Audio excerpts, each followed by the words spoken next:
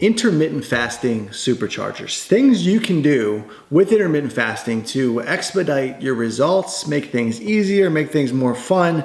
I've got 5 big tips to discuss. I'm Ryan Engel, founder of Hiit Fitness. This is Coach's Corner. The other episodes of Coach's Corner and anything that I mention in this quick vid are going to be in the description above or below. Now, let's get down to what we're talking about. What is intermittent fasting? It's simply condensing your meals into a disciplined window. 16 and 8 is the best example, where you fast for 16 hours. It spikes your metabolism. It's great for your growth hormone, replenishes your growth hormone, and ultimately allows you to tap fat in a completely different way. Mental focus. Can't go wrong with intermittent fasting. Big tip number 1 is breaking your fast. So if you wake up at 8 a.m. and you don't eat until noon, you do not go right for the candy bars. This isn't how intermittent fasting works. You are going to use whole ingredient foods and high protein. Best meal in the game to break your fast with is going to be eggs. 6 eggs is a good meal, followed by some wheat toast and then some healthy fats. That's going to be coconut oil. That's my favorite. So you would eat that all in one meal. That's how you break into a fast. Natural foods, you're covering all main macros there, proteins, carbs, and fats. Supercharger, number 2. This one is high carb closer meal.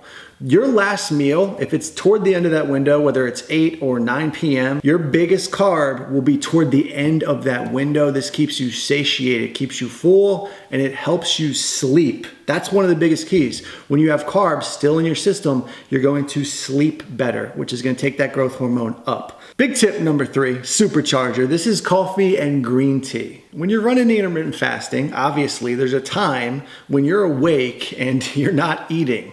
What can happen? We can get irritated. Our focus level can tend to drop over a prolonged period of time.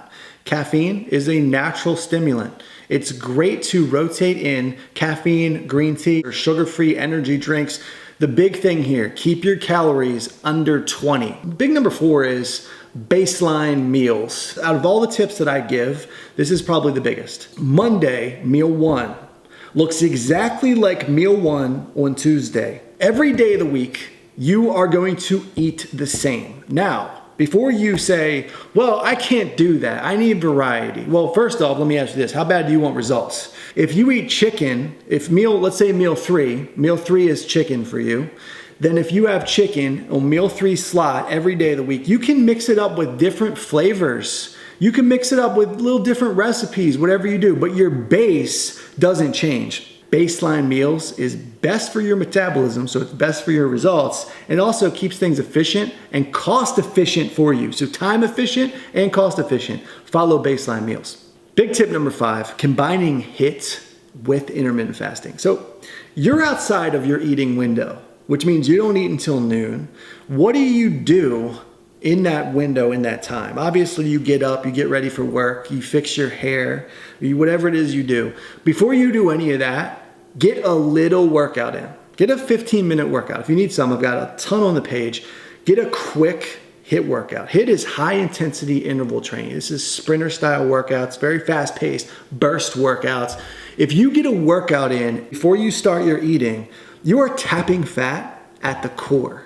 You are literally tapping fat at the core. I'm Ryan Engel, founder of Hiit Fitness. This is Coach's Corner. Hope you dig the episode. And I want to show you how to put all this together. That's why I'm offering a 100% free intermittent fasting course. Anything that I mentioned here, links in the description, including the other episodes. And I will see you on the next episode of Coach's Corner.